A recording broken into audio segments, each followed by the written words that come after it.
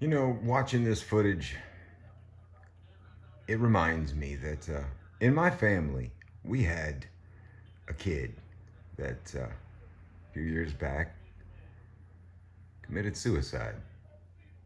And the family was really shocked. He was a really fun loving guy. He was a real good kid. 15-year-old, 14-year-old kid. Good kid. Blonde hair, blue eyed boy. And he went to school here in town. And amongst the other reasons that I know that he probably killed himself for, just be honest, there were a lot of reasons. But among them, he got bullied by black people. The very day that he did do it to himself, he was bullied by blacks. And you know, I'm not saying that that's the reason he killed himself, because there were other circumstances, but I'm sure it didn't help.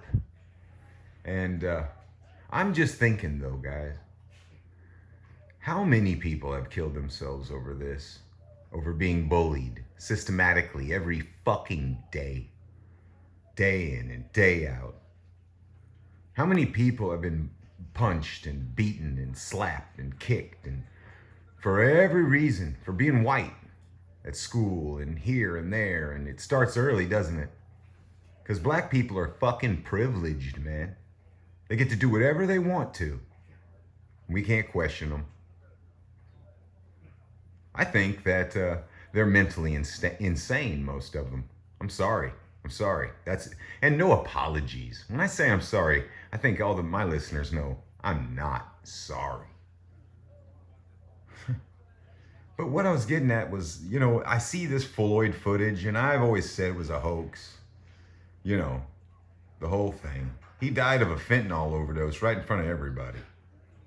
So, but what I was getting at listen, Colin Flaherty is going to write a book, is writing one currently, I believe. And what it deals with is the overwhelming amount of people that have dealt over the last 40, 50, 60, 70 years of racial prejudice from black people because they're simply white. Like we had anything to do with it. Most white people, black people need to realize something. We've been busy. White folks have. Working. We've been busy working and keeping this country afloat and keeping the lights on. We didn't have time for a bunch of bullshit, man.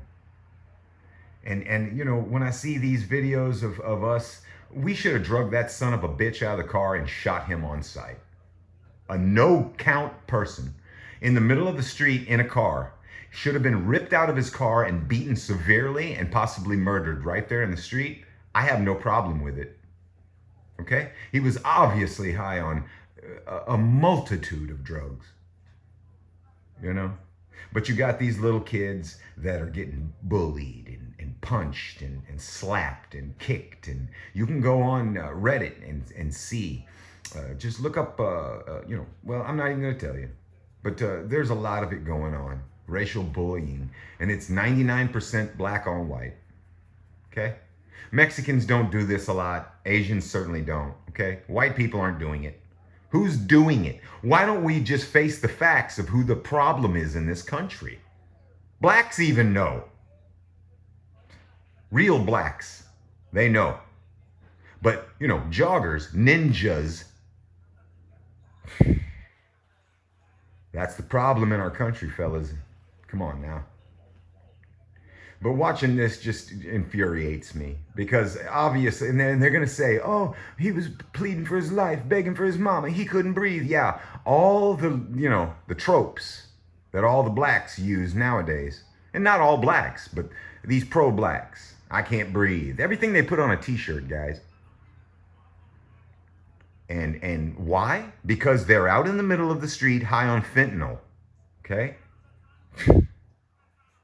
Oh, man. And I'm not saying white people don't do it. I'm just saying that the numbers are out of control one way to the other. Okay? Everybody knows that. Let's not be foolish. But anyway, that was what I had for you today. Listen, we're going to do a live stream. You know, my brother talked about it. He got his modem fixed. Everything's good, it looks like. He hasn't been working, 12, he has been working 12 hours, 13, 16 hours a day. But we're going to go ahead and try to do a live stream tomorrow. So you guys be looking for that. We'll think about 6 o'clock, 7 o'clock, somewhere in there. But guys, hey, I'm sorry, disjointed as it is, this is how I do things.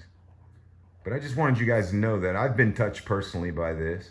Back when I was young, I used to live in LA and San Diego, and a lot of white kids got bullied. I saw that a lot happening, and I took up for them as much as I could. Strangely, nobody ever really bullied me. I haven't had these problems in my life. I don't look like, and I am not the person that you would fuck with. And that holds true till today. You come half-stepping around my house and I'll blow your ass off the porch with a shotgun. Test me.